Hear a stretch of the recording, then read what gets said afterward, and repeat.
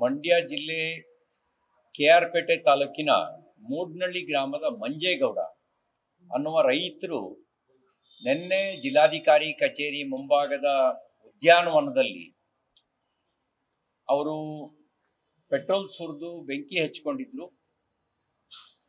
ದುರ್ದೈವ ಸಂಗತಿ, ಆಸ್ಪತ್ರೆಯಲ್ಲಿ ಅವರು ನಿಧನರಾಗಿದ್ದಾರೆ. ಅವರು ಒಂದು ಎತ್ತಿರುವಂತ ಪ್ರಶ್ನೆ ಏನು ಅಂತಂದ್ರೆ, ಅವರ ಪಿತ್ರಾರ್ಜಿತ ಜಮೀನು ಆಶ್ರಯ ಬಡಾವಣೆಗಾಗಿ ತೆಗೆದುಕೊಂಡಿದ್ರಂತೆ. ಪರ್ಯಾಯ ಜಮೀನನ್ನ ತೋರಿಸಿದ್ರಂತೆ. ಆ ಜಮೀನು ಅರಣ್ಯ ಇಲಾಖೆಯವರು ಉಳುಮೆ ಮಾಡ್ಲಿಕ್ಕೆ ಬಿಡ್ಲಿಲ್ಲ ಅನ್ನುವಂತ ಒಂದು ಪ್ರಶ್ನೆಯನ್ನು ಮುಂದಿಟ್ಟಿದ್ದಾರೆ. ಇನ್ನೊಂದು, ತಹಸೀಲ್ದಾರ್ ಕಚೇರಿಗೆ ದೂರು ಕೊಟ್ವಿ, ಸ್ಪಂದನೆ ಆಗಲಿಲ್ಲ.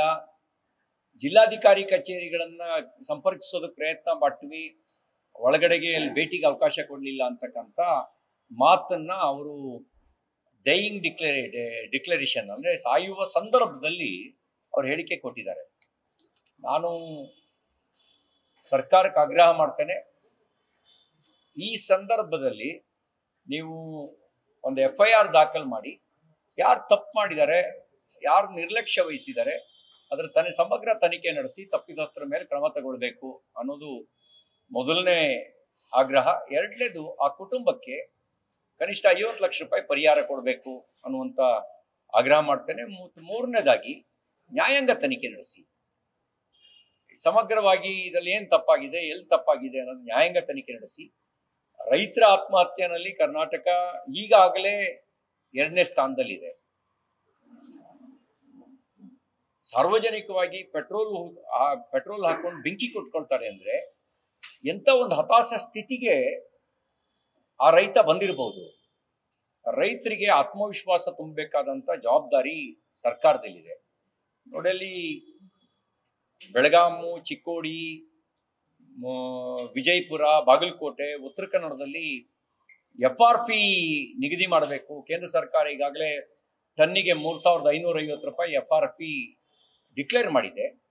ಅದನ್ನ ಇಲ್ಲಿಯ ಕಬ್ಬು ಕಾರ್ಖಾನೆಗಳು ಕೊಡುವಂತೆ ನೋಡ್ಕೊಳ್ಬೇಕು ಅನ್ನುವಂಥದ್ದು ರೈತರ ಬೇಡಿಕೆ. ಸರ್ಕಾರದ ಕೈಲಿ ಇಂಟೆಲಿಜೆನ್ಸ್ ಇದೆ.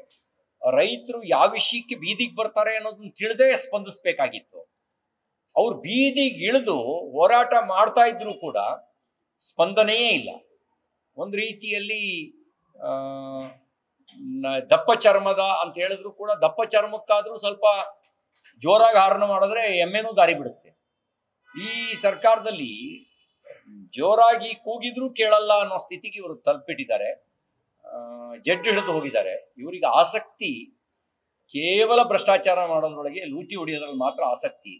ಸಮಸ್ಯೆಗಳನ್ನು ಬಗೆಹರಿಸೋದ್ರಲ್ಲಿ 1% ಇವರಿಗೆ ಆಸಕ್ತಿ ಇಲ್ಲ ಅನ್ನೋದನ್ನ ಇದು ತೋರಿಸುತ್ತೆ. ತಕ್ಷಣ ರೈತರ ನೆರವಿಗೆ ಬರಬೇಕು. ಕೇಂದ್ರ ಸರ್ಕಾರ ನಿಗದಿ ಮಾಡಿರ್ತಕ್ಕಂಥ FRPಯನ್ನ ರಾಜ್ಯದಲ್ಲಿರ್ತಕ್ಕಂಥ 80ಕ್ಕೂ ಹೆಚ್ಚು ಸಕ್ಕರೆ ಕಾರ್ಖಾನೆಗಳು ಕೊಡುವಂತೆ ನೋಡ್ಕೊಳ್ಬೇಕು.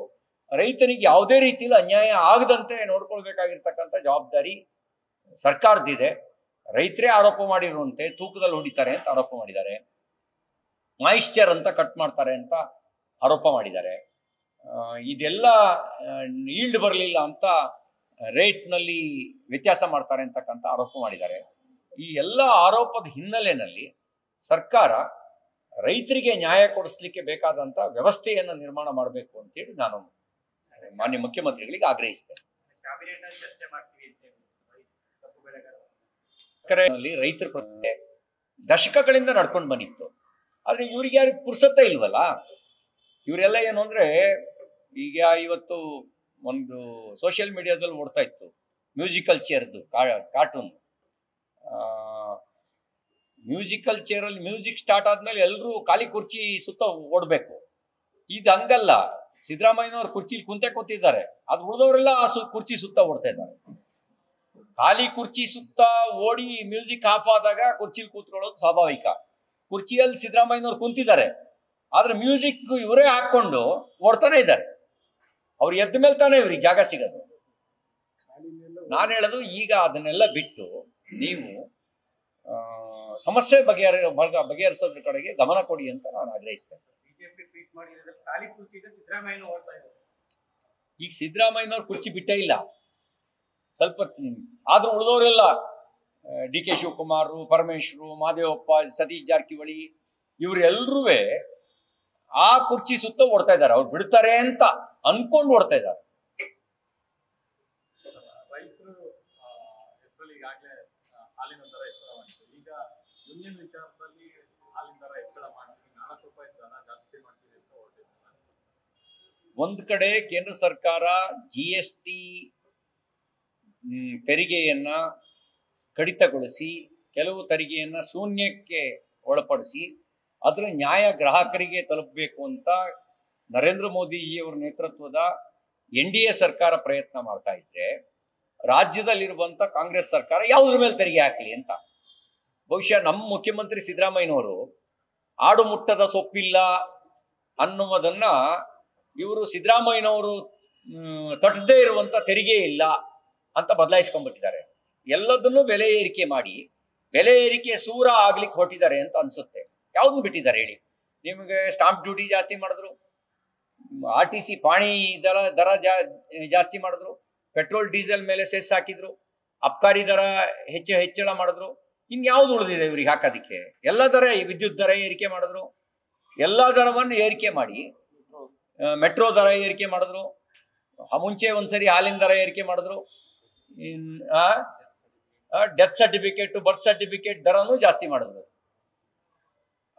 ಆ ರೀತಿ ದರ ಜಾಸ್ತಿ ಮಾಡಿ ಈಗ ಇವರು ಆಡು ಮುಟ್ಟದ ಸೊಪ್ಪಿಲ್ಲ, ಸಿದ್ದರಾಮಯ್ಯ ಏರಿಸದೇ ಇರುವಂತ ದರವೇ ಇಲ್ಲ, ವಸ್ತುಗಳೇ ಇಲ್ಲ ಅಂತ ಮಾಡಕೊಟ್ಟಿದ್ದಾರೆ. ಎಲ್ಲ ವಸ್ತುಗಳ ದರ ಏರಿಸಿದ ಏರಿಕೆಯ ಸೂರ ಆಗ್ಲಿಕ್ಕೆ ಹೊರಟಿದ್ದಾರೆ.